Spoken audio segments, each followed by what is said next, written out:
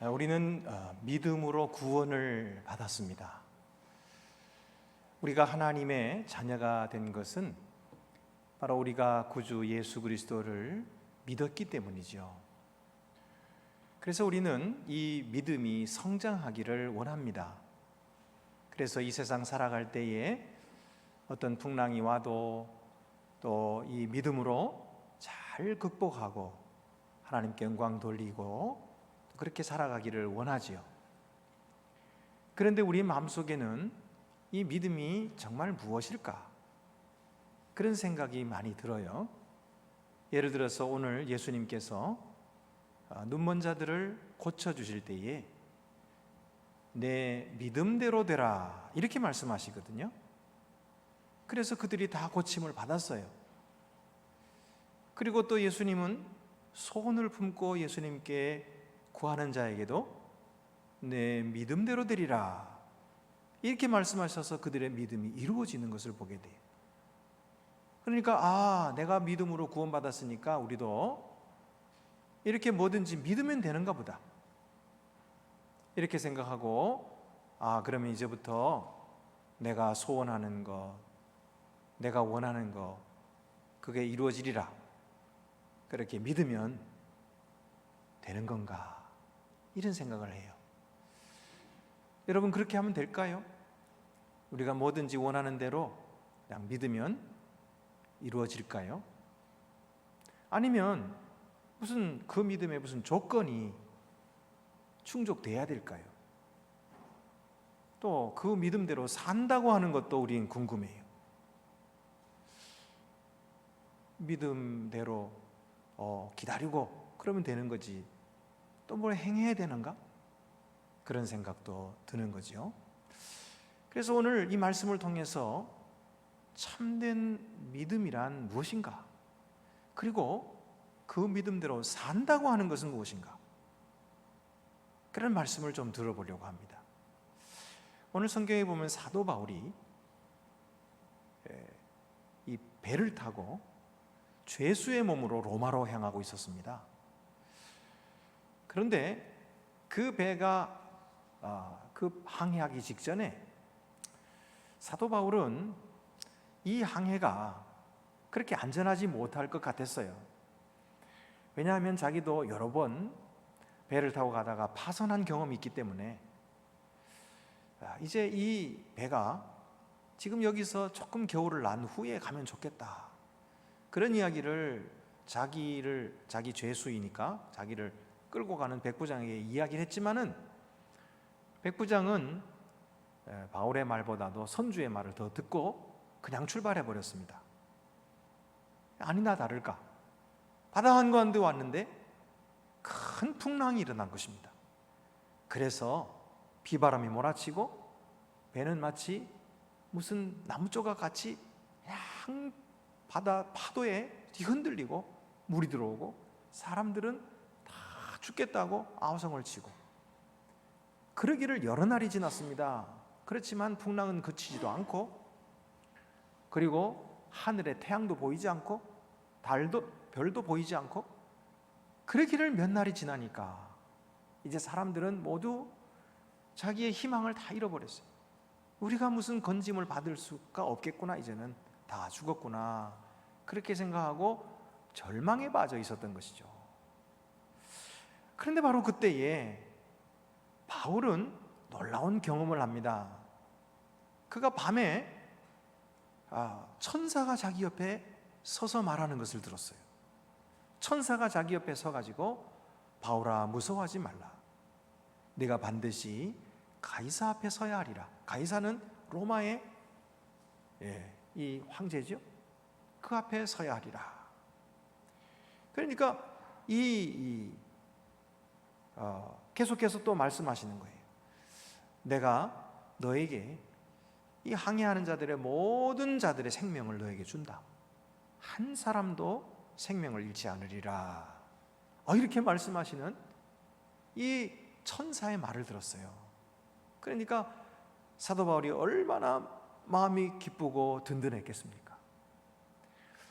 이 하나님의 말씀을 믿고 나니까 이 사도 바울의 마음에는 용기와 그리고 그 생명에 대한 소망, 그런 것들이 솟아올라서 지금까지 어두웠던 마음이 밝아지기 시작한 거예요. 낙심됐던 마음이 밝아지기 시작한 거예요. 여러분, 오늘 성경에서는 하나님이 우리에게 믿음을 성장시키시는데 어떤 방법으로 사용하시냐면, 우리의 희망이 다 사라지게 하시고 오직 주만 바라보게 하실 때, 그럴 때 우리의 믿음을 성장시키시는 것입니다. 그러니까 우리는 이 세상에서 어떤 희망을 바라보고 또 이거 하나님이 안 들어주시면 내가 이렇게 하지 뭐, 그러면서 뭔가 다른 방도가 있는 사람은 하나님을 온전히 의지하지 못하죠. 그런데 이 풍랑 가운데 있었던 바울과 같이 이렇게 완전히 구원의 소망도 다 끊어져 버렸을 때는 온전히 하나님만 의지할 수밖에 없는 거예요. 다른 방도가 없으니까. 그렇게 하나님을 의지할 때에 비로소 그의 믿음이 자라나게 되고 그 믿음이 역사하게 된다는 것이죠. 우리가 평소에는 우리가 믿음을 가졌지만은, 구원받는 믿음도 가졌지만은, 이 믿음이 속에 숨어져 있어가지고 잘 그 믿음의 능력을 발휘하지 못합니다. 그런데 우리가 어떤 극단적인 그런 일을 당한다든지, 몸에 죽을 병이 생긴다든지, 또는 이와 같이 코로나 질병이 온 세계로 확산돼 가지고 그냥 낙심되고 힘들고 아무런 소망도 없이 그렇게 느껴진다든지 할 때에 비로소 우리는 우리의 믿음의 담력, 우리 믿음의 능력을 발휘할 때가 된 거예요. 이렇게 믿음이 발휘되어서 온전히 하나님만 찾을 때에 우리의 믿음이 성장하게 된다는 것입니다. 그래서 사도 바울도 이 믿음의 능력으로 자기만 살 뿐만 아니라 다른 사람들을 살리는 그런 놀라운 경험을 하게 되는 것이죠. 여러분, 우리가 그러므로 극단적인 어려움을 당했을 때에 믿음을 사용하세요. 그냥 세상 사람들처럼 우리도 그냥 힘에 겹고 그냥 더 이상 소망이 없다 그러고 포기하고 그러지 마시고, 요즘에 보니까 의료진들도 너무 힘들어가지고 다 포기한다 그래요. 간호사들이 돌아간다는 거예요. 이전에는 우리 K방역에서 우리가 성공했으니까 격려한다 그러고 막 응원한다 그러고 그랬는데, 요즘에는 너무너무 힘드니까, 그리고 실제적인 도움도 안 주고 그러니까 그냥 포기하고 돌아간다 그래요. 여러분, 얼마나 어렵습니까? 지금 이 사정이 너무너무 어려워요. 그래서 사람들이 다 낙심되고 가까운 사람도 만나지 못하니까 그냥 막 우울증에 걸리고 별의별 그런 어려운 일이 다 생기는 거 아닙니까? 자, 그런데 여러분, 우리 믿는 사람들이 세상 사람들처럼 똑같이 낙심하고 세상 사람들처럼 똑같이 그렇게 포기하고 그러면 안 되는 거예요. 우리는 우리에게 하나님이 계심을 다시 한번 기억해야 됩니다. 하나님은 어떤 분이십니까? 하나님은 능력이 많으신 분이에요. 하나님은 못하실 것이 없으신 전능하신 분이십니다. 그 하나님을 바라보기 시작할 때 우리는 그 구원의 능력을 힘입어서 용기를 얻고 힘을 얻게 되는 것이죠. 사도 바울과 같이. 오늘 성경을 보세요. 사도 바울은 자기뿐만 아니라 자기와 함께하는 사람들을 또 살려내는 것을 보게 돼요. 여러분 1절 말씀 보세요. 21절 말씀 보면은, 여러분이여 내 말을 듣고 글에 대해서 떠나지 아니하여 이 타격과 손상을 면하였더라면 좋을 뻔하였느니라. 이 말은 왜 진작 내 말을 듣지 않았느냐 그러면서 그 사람들을 탓하는 게 아니에요. 또는 내 말을 들으면은 다른 사람보다 내 말이 훨씬 더 민성이 있어 그런 이야기를 하는, 자기를 드러내려고 잘난 척하는 말도 아니고요. 이 말은 왜 하느냐면 이제부터 내가 하는 말을 잘 듣고 믿어야 된다는 말이에요. 그래서 하나님이 주신 이 말씀을 믿도록 하기 위해서 이 말을 한 것입니다. 계속해서 말합니다. 22절에 내가 너희를 권하노니 이제는 안심하라. 너희 중 아무도 생명에는 아무런 손상이 없겠고 오직 배뿐이리라. 그가 지금 좋은 말을 하고 있어요. 너희 중에 아무도 생명을 손상받을 사람이 없을 거다. 배는 버릴지 모르지만은 너희들은 다 살아날 것이다. 이런 얘기를 해요. 근데 무슨 근거로 이런 이야기를 합니까? 자기 스스로 판단할 때 그렇다는 겁니까? 아니면 뭐 전문가 이야기를 들으니까 그렇다는 겁니까? 여러분, 무슨 근거로 이런 얘기를 합니까? 이 바울의 이야기를 믿어도 되는 겁니까? 여러분, 오늘날에도 주변의 사람들이 좋은 말을 합니다. 희망을 가져라, 뭐 힘을 내라, 뭐 그런 이야기를 합니다만은, 뭐 좋은 이야기 듣고 믿으면 정신건강에 좋으니까 그러니까 믿지 않은 겁니까? 우리도 그리스도인들도 그렇게 믿어야 되는 걸까요? 아닙니다, 여러분. 지금 사도 바울이 하는 얘기는 그런 얘기가 아니에요. 그냥 듣기 좋은 말, 좋은 말이니까 듣고 믿어라, 그런 얘기가 아니고, 이 사도 바울의 이야기에는 근거가 있는 거예요. 그 근거가 무엇이냐면 바로 하나님의 말씀인 것이죠. 하나님의 변치 아니하시는 말씀, 이 생명의 말씀, 하나님이 반드시 지키시는 약속, 이 약속을 그가 받았다는 거예요. 그래서 23절부터 25절 말씀 보면은, 내가 속한 바 곧 내가 섬기는 하나님의 사자가 어젯밤에 내 곁에 서서 말하되, 바울아 두려워하지 말라. 내가 가이사 앞에 서야겠고 또 하나님께서 너와 함께 항해하는 자를 다 내게 주셨다 하였으니, 그러므로 여러분이여 안심하라. 나는 내게 말씀하신 그대로 되리라고 하나님을 믿노라. 여러분, 이것은 단순히 바울이 추정한 얘기가 아니고 하나님의 말씀인 거예요. 하나님을 믿기 때문에 하나님이 약속하신 대로 이루어질 줄을 그는 믿고 담대하게 일어섰던 거죠. 이것이 그들에게도 영향을 주어가지고 그들도 변화됩니다. 그래서 그들도 같이 음식을 먹고 일어나서 용기를 내고 힘을 내가지고 함께 협조해서 살아나잖아요. 여러분, 오늘 우리를 살리는 것은 이 세상의 그 무엇이 아닌 것입니다. 우리를 살리시는 것은 하나님의 말씀이며 하나님의 능력이신 줄로 믿으시기 바랍니다. 사람들은 낙심할 수밖에 없어요.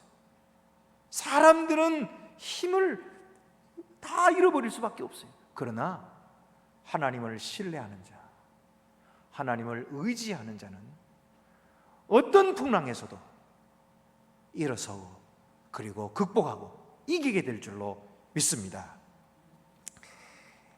또한 두 번째로는, 이 믿음은 삶의 문제를 새로운 시각으로 보게 합니다. 삶의 문제를 새로운 시각으로 보게 하는 것이 바로 믿음이에요. 오늘 성경에 보면은 바울의 이 이야기를 들은 사람들이, 배에 탄 사람들이, 그들이 용기를 얻고 힘을 얻어요. 그래서 그들도 음식을 먹고 바울을 도와가지고 배를 건지고 자기들의 생명을 건지려고 일어서거든요. 아니, 도대체 뭐가 달라졌길래 그들의 행동이 이렇게 달라졌을까요? 이전까지만 해도 그들은 희망이 없었어요. 아니, 태양도 볼 수가 없었고 맨날 며칠 계속해서 풍랑이 일어나고 자기는 겨우 살아가고 있기 때문에 먹지도 못했거든요. 그런데 그들의 태도가, 그들의 행동이 어떻게 이렇게 달라졌냐고요? 상황이 달라졌습니까? 아니요, 상황은 그대로 있습니다. 지금 풍랑은 여전히 불고 있고요, 파도는 여전히 거칠게 일어나고 있고 배에는 물이 여전히 들어오고 있는 거예요. 상황은 달라진 것이 아무것도 없어요. 그런데 그들의 행동은 왜 달라진 것입니까? 그것은 믿음 때문이에요. 사도 바울이 전한 이 하나님의 말씀을 그들도 믿었더니 그들에게 용기가 생긴 거예요. 여러분, 믿음이라고 하는 것은 이처럼 전염성이 있는 것이에요. 우리가 예수를 믿고 우리가 예수를 의지하는 이 믿음을 굳건히 붙잡고 서면은요, 우리 주변의 사람들도 살리는 거예요. 우리 주변의 사람들도 다시 일어날 수 있는 용기를 얻게 되는 것입니다. 그래서 하나님의 사람들은 생명을 전파하는 거예요. 그래서 예수님께서도 등불을 켜서 말 아래 두지 아니하고 그릇 밑에 두지 않고 평상 아래 두지 아니하고 높이 등경 위에 둔다고 말씀하신 거예요. 우리가 하나님의 말씀을 듣고서는 혼자서 숨겨놓는 것이 아니고 다른 사람에게 전파해야 하는 이유가 여기 있는 것입니다. 우리의 이 믿음이 전파되면 이것이 꼭 마치 코로나가 다른 사람에게 전파되는 것처럼, 이게 좋은 비유는 아닙니다. 이거는 뭐 나쁜 것이 전파되는 거지만, 그러나 하나님을 믿는 믿음도 그렇게 전파된다는 말이죠. 그래서 우리 주변의 사람들을 살리게 되는 것이고 우리 주변의 사람들도 용기를 얻게 되는 거예요. 자, 그래서 그들도 새로운 시각으로 보게 되는 것입니다. 지금까지 있었던 이 풍랑을 그들은 믿음의 눈으로 바라보는 거죠. 하나님께서 우리를 살리신다고 해서 그래 한번 믿어보자. 믿었더니 용기가 나고, 그리고 그들도 함께 힘을 모으게 되었던 것입니다. 믿음을 가지니까 현실을 보는 시각이 달라졌어요. 부정적인 태도가 긍정적인 태도로 바뀌고, 소극적이었던 그리고 수동적이었던 행동이 적극적이고 능동적인 행동으로 바뀌었습니다. 여러분, 무엇이 우리의 삶을 바꿔놓을 수 있습니까? 이 세상의 어떤 환경이 아닙니다. 바로 우리의 믿음인 줄로 믿습니다. 이 믿음이 아무리 코로나로 환경이 어려워도 이 믿음이 우리를 이기게 하는 것입니다. 세 번째로는 이 믿음은 적극적인 행동으로 순종할 때에 믿음이 증거되는 것입니다. 우리가 아무리 믿음이 있다 우리가 입으로 말해도 정말 주님의 말씀에 순종하는 우리의 삶이 없으면 그것은 믿음이라고 할 수 없어요. 아무런 능력도 없으니까. 우리 자신을 살릴 수도 없고 다른 사람에게 용기를 줄 수도 없고, 이 세상에 어떤 이 사건도 벌이지 못하는 그런 무능하고, 그것은 믿음이라고 할 수도 없는 거예요. 그런데 만약 우리가 하나님의 말씀에 순종하여 일어서고 우리가 행동하고 하나님의 말씀을 순종하는 삶을 살기 시작하면 그때부터 믿음이 역사하시기 시작하는 거예요. 그때부터 믿음의 능력이 나타나는 거예요. 그래서 사람들을 살리는 것입니다. 오늘 성경을 보면은 이제 사도 바울의 말을 믿고 사람들이 기다리고 있었는데, 보니까 정말로 물 깊이를 재보니까 점점점 얕아지는 거예요. 그러니까 이 말은 무슨 말입니까? 육지가 가까워지고 있다는 거거든요. 그래서 사람들이 이제부터 닻을 올리고 바람을 타고 육지 쪽으로 가려고 하는 거죠. 그런데 사공들은 알고 있었어요. 이 배가 그대로 육지로 가게 되면 밑에 바닥이 부딪혀가지고 배는 깨지거든요. 그러면 육지에 다 다르기도 전에 이 큰 배는 깨져버려서 사람들이 모두 죽을 거예요. 이 사실을 안 사공들은 우리 모두가 어차피 구원받지 못할 거니까 우리라도 생명을 건지자 이렇게 생각했는지 몰래 가지고 거룻배를 내리는 거예요. 작은 배들을 내려가지고 자기들만 그거를 타고 도망치려고 하는 거예요. 이 사실을 사도 바울이 봤어요. 그리고는 급히 이 백부장에게 그리고 군인들에게 알린 거예요. 저 사람들이 도망을 치면은 우리도 살아남지 못한다. 왜냐하면 이 배를 움직일 줄 아는 사람들인데 그 사람들이 다 가버리면 우리가 어떻게 이 배를 움직여 살아날 수 있겠냐. 그러니까 저 사람들이 도망치지 못하게 해야 된다. 소리를 질러가지고 백부장이 군인들을 시켜가지고 그들이 도망치려고 하는 걸 막습니다. 거룻배 줄을 끊어버립니다. 그래서 보내버려요. 그래서 그들이 도망치지 못하게 하거든요.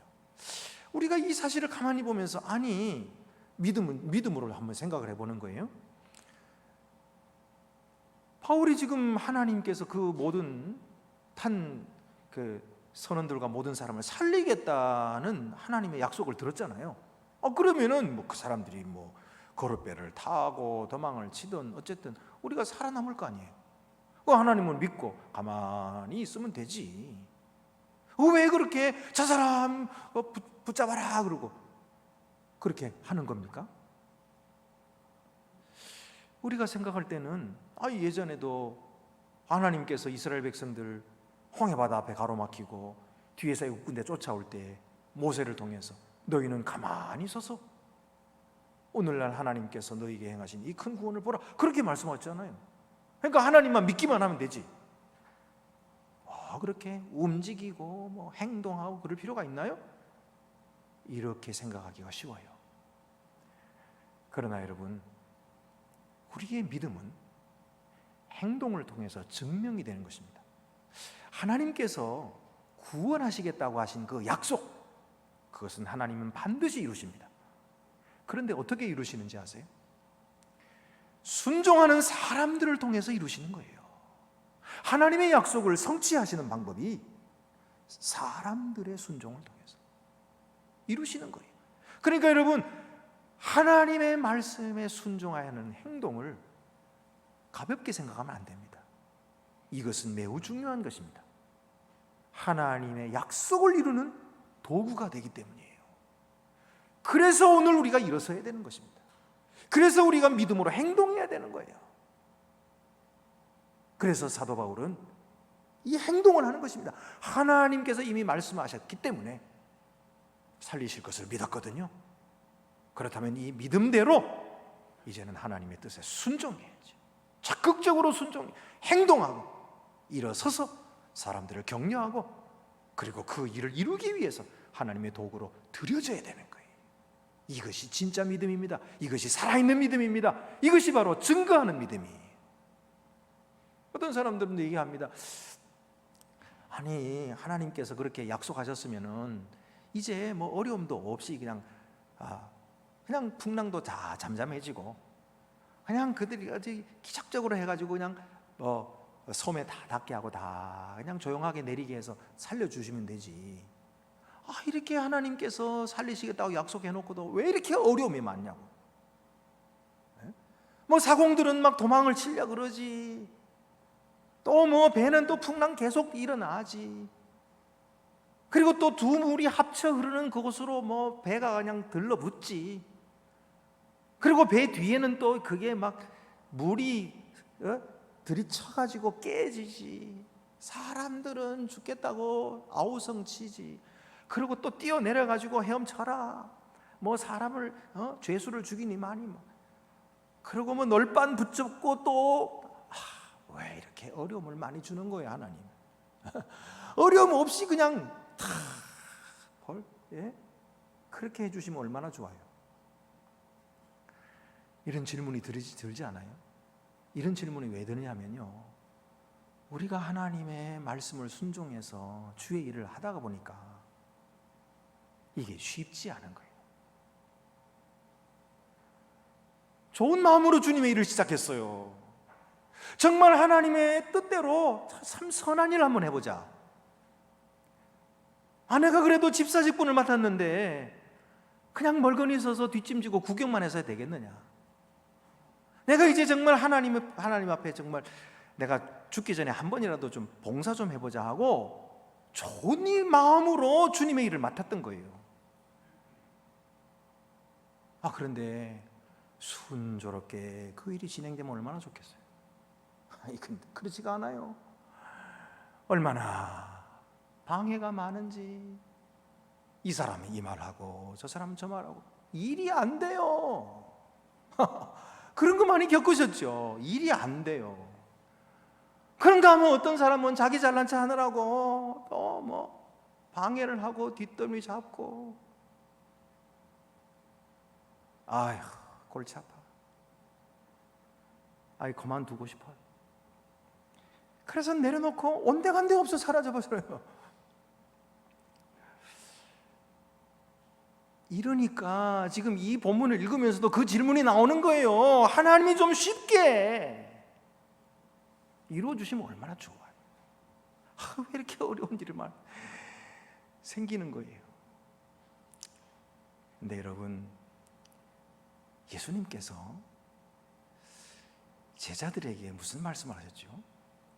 제자들을 선택하시고 내가 너희를 선택했으니 너희에게 이제부터 아무런 어려움이 없을 거다, 그러셨나요?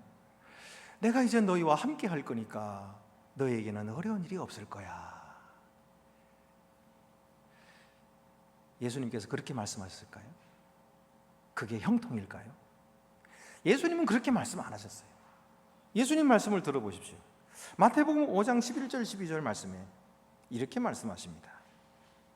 제자들에게 나로 말미암아 너희를 욕하고 박해하고 거짓으로 너희를 거슬러 모든 악한 말을 할 때에는 너희에게 복이 있나니 기뻐하고 즐거워하라. 하늘에서 너희의 상이 큼이라. 너희 전에 있던 선지자들도 이같이 박해하였느니라.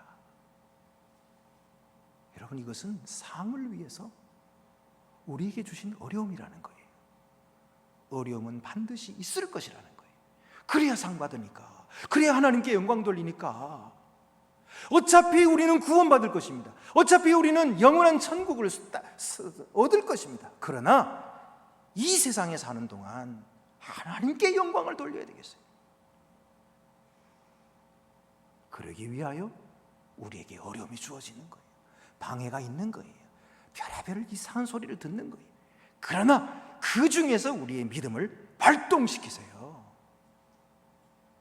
우리가 왜 이 일을 시작했죠? 처음에 나는 왜 이 일을 시작했나요? 내 잘난 척 하려고 했나요? 아니잖아요. 사람들에게 인정받으려고 했나요? 아니잖아요. 주님의 영광을 위해서 일하겠다고 결정했지 않습니까? 죽도록 충성하겠다고 주님 앞에 서약하셨지 않습니까? 이 정도 어려움이 있다고 해서 포기해버리면 누가 주님의 뒤를 따를 수가 있겠습니까? 여러분,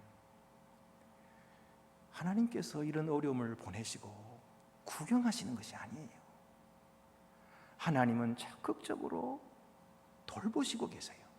하나님이 살리시고 하나님이 은혜를 베푸시고 계세요. 오늘 성경에도 보면은 이렇게 배가 깨지고, 그리고 이제 죄수들이 막 물 위에 도망을 치려고 하니까 군인들이 백부장에게 저 죄수들 도망치면은 우리가 나중에 책임지고 우리가 처벌을 받습니다.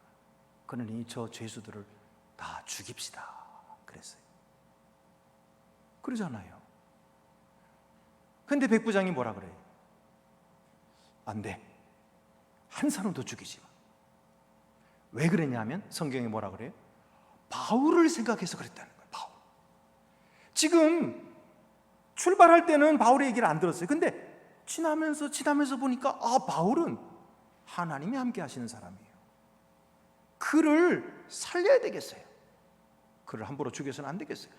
그래서 바울을 살리려고 한 사람도 죽이지 마 이렇게 된 거예요. 그래서 그들이 모두 살았어요. 이것이 하나님이 역사하시는 것입니다.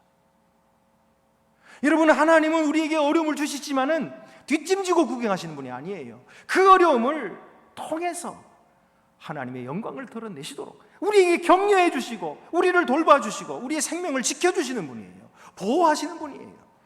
그리고 그 어려움을 피하도록 인도하여 주시고 그 어려움을 극복하여 넘어서도록 하시는 하나님의 놀라우신 은혜가 우리와 항상 함께 계신다는 거예요. 그러므로 여러분, 이 믿음으로 승리하십시오. 이 하나님의 은혜를 의지하십시오. 나는 부족해도 하나님은 계속해서 그 은혜를 내게 부어주실 것입니다. 넉넉하게 기도록 하실 것입니다. 포기하지 마십시오. 선한 일을 하다가 낙심하지 말지니 때가 이르면 하나님께서 이루시겠다고 하셨어요. 그냥 붙들고 계세요. 찰스 스윈돌은 이렇게 이야기했습니다. 그리스도인이 심어준 잘못된 인상 때문에 많은 사람이 기독교를 멀리한다. 그리스도의 온전한 능력으로 희망차고 활력 있게 사람들을 끌지 못하고 심각한 얼굴로 종교를 강요하는 사람이 많다. 종교적인 심각함 때문에 믿음으로 말미암은 자유와 즐거움을 잃어버린 것이 비극이다. 그리스도인의 삶에서 찡그린 이마나 지적하는 손가락이나 비현실적인 기대는 사라져야 한다. 고통은 지금까지만으로도 족하다. 은혜에 눈을 뜨자. 은혜에 눈을 뜨자 그랬어요. 코로나라 어렵습니다. 모든 사람이 어려워합니다. 그러나 하나님의 은혜는 우리들에게 있습니다. 하나님은 전능하신 능력으로 우리와 함께 하시겠다고 약속해 주셨습니다. 우리가 그 약속을 믿고 적극적으로 순종하면 하나님께 영광을 돌리고 마침내 승리의 계가를 부르게 될 줄 믿습니다. 기도드리시겠습니다. 은혜로우신 하나님 아버지, 우리는 연약하여 편한 길로 가기만 원합니다. 어려움이 없기를 원합니다. 그러나 주여, 주님께서는 사랑으로 우리에게 어려움을 베풀어 주시고 또 은혜를 더해 주셔서 그 어려움 넉넉하게 이기게 해 주실 줄 믿습니다. 주여, 오늘도 이 코로나로 어려운 가운데 우리가 낙심하지 말게 해주시고 사도 바울과 같이 주님의 약속을 굳게 믿고 의지하고 그 약속을 실천함으로 말미암아 하나님께 영광을 돌리는 주님의 거룩한 종들이 되게 하여 주시옵소서. 우리 주 예수 그리스도 이름으로 기도드립니다. 아멘.